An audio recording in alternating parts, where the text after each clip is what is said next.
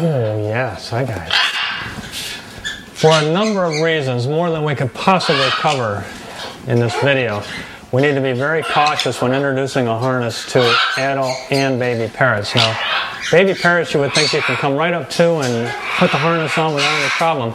The problem is that babies will allow you to do things to them that they may not really like, but because you're the parent and they're subordinate to you, they allow you to do it for several times before they decide, you know, this just isn't quite right. And then it will be too late. You will have made the mistake, and you will have to start all over and spend a lot of time and energy to reintroduce the harness to the bird in a positive manner. Now, there's two things that we need to be concerned with when we're introducing the harness to the birds. There's a physical and a mental component. The physical component is that we're doing things to the bird when we're actually putting the harness on that we don't normally do as a normal behavior in playing and handling the birds. There are behaviors that are very similar to what we do, but things like sliding your hands over the head of the bird, we oftentimes hold the bird and cuddle the bird's head, but we don't slide our hands over past the face, past the eyes, where the eyes have to close, and then down around the neck.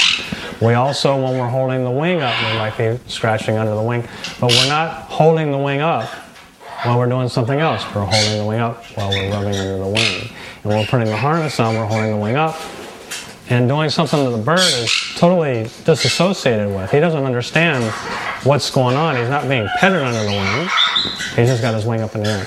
The third thing that we need to be concerned physically is that the bird is being pushed off balance a lot of times when we're trying to work the buckle on the bird.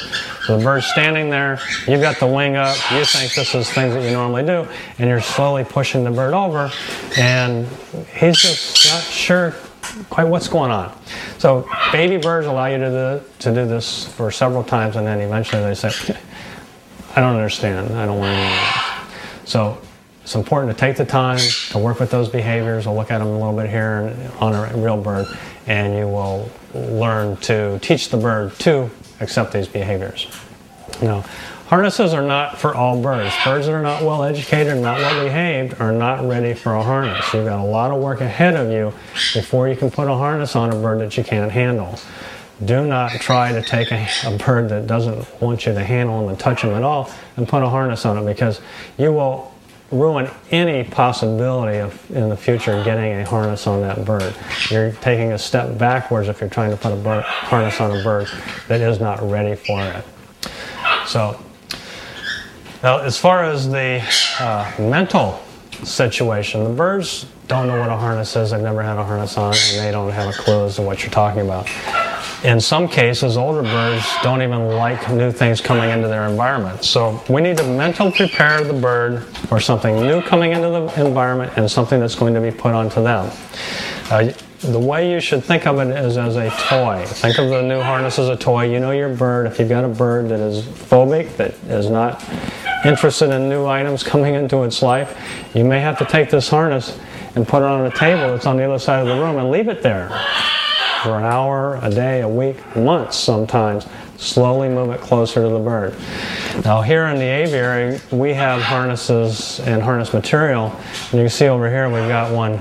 We actually take toys and hang out with the harness strap. Now we have a situation in the nursery where we're trying to introduce the birds to the harness from the start. These birds in our aviary, in our nursery, already know what the strap material is. When it gets around their necks, over their backs, or when they're presented with it at all, they are not concerned. They already understand what it is. Birds that have never seen this material before may be a little bit afraid of it. So take the harness. You can lay the harness on top of the cage where the bird will eventually have to walk over it. Leave it by itself, unassociated with you. If you are the one taking the harness and approaching the bird, it's quite different than if the harness is just laying on top of the cage and the bird finds it itself. In fact, I think these guys are going to find it right now because they're babies, they're very curious, and they have lots of toys, and they're used to lots of different new things coming into their environment. So they own anything that comes into the room, and they own this harness now apparently. Let go! Let me have it! Let me have it! Okay, so you got the idea.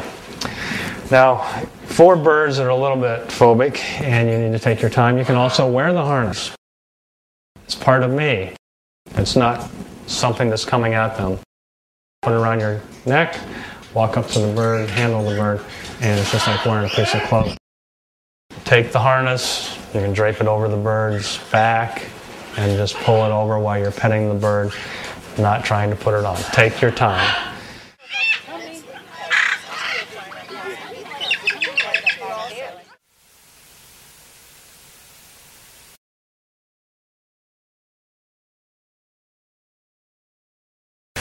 Step. Good girl. What are you looking at? Okay, it's time to take a look at the physical conditioning that's necessary for even the best aviator.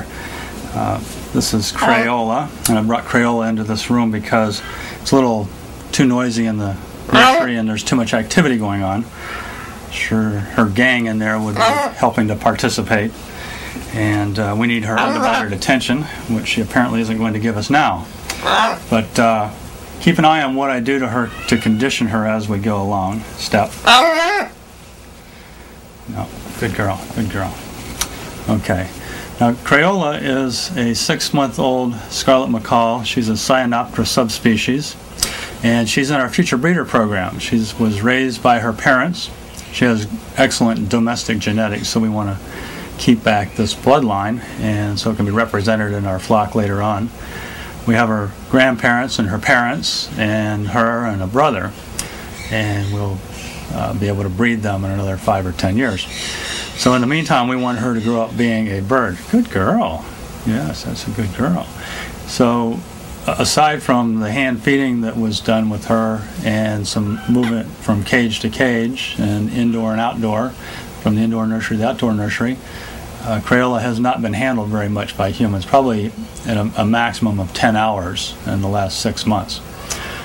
She's very stable, and the reason that she's so stable is that she's been raised around other birds. She's had adult role models which were tame, and she's had a lot of activity in her life, a lot of life experience.